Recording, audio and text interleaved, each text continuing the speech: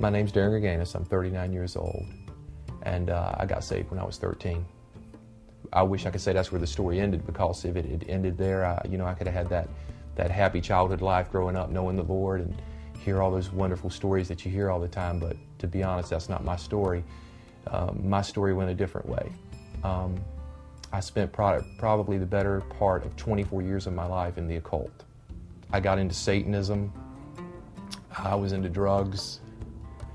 I pretty much did everything I could do to destroy my life. I really didn't have a desire much to live anymore.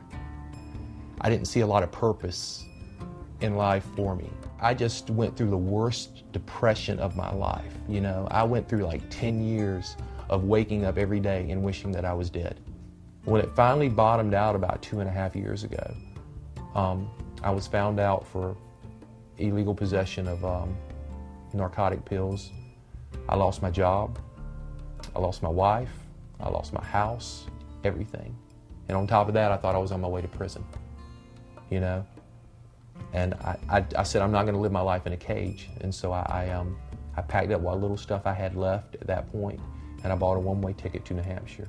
And people always say, why New Hampshire? And I said, well, if you're going to die somewhere beautiful, So I bought a one-way ticket up into the mountains of New Hampshire, and I ended up in a place called Berlin, New Hampshire. And I'll never forget it. I was just wandering around this little town, and I was still miserable. There was still nothing inside me that was working or functioning. I was just basically just wandering around.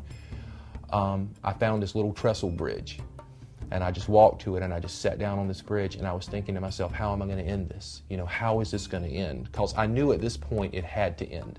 There was no way it could continue to go on at this point. And after so many years of serving the devil, I couldn't talk to God anymore. And I said, Satan, I served you all these years. I gave you 24 years of my life. What do you want me to do now? The answer he gave me is the answer that he gives everybody when he's done with them. He said, the only thing that you can do for me now is die. And so as I sat there, I couldn't believe the answer. I said, well, how is it going to end now? How is it going to end? How am I going to kill myself? Because I knew that had to happen. And I heard another voice, and it was a voice that I was familiar with but had not answered for a long time. And the voice said, get up. I said, get up and go. So I got up, and I started walking, and I found this little church, which was probably maybe 2.5 miles or something away from where that bridge was. And there was a pastor there. I'll never forget his Pastor Hoyt. And he looked down out of the top. He was installing windows in the church. And he said, what can I do for you? And I said, I just need some help. And he came down and he talked to me. And this man, he never once, I showed him, I looked at him and I said, look at me, I'm completely broken. I can't be fixed. I showed him all these satanic rings and jewelry and everything I had on. And he just looked at me and, instead of condemning me, he just told me his story about how God had changed his life and how God could do the same thing for me. And he asked me if I would come to a church service that they were having that night. And so I came, and I sat down in the back of that church, and I soaked in what was going on. And I realized that I didn't have to ask for salvation. I had asked for salvation when I was 13 years old. But what I had to do was I had to accept the fact that I was pretty much the prodigal son.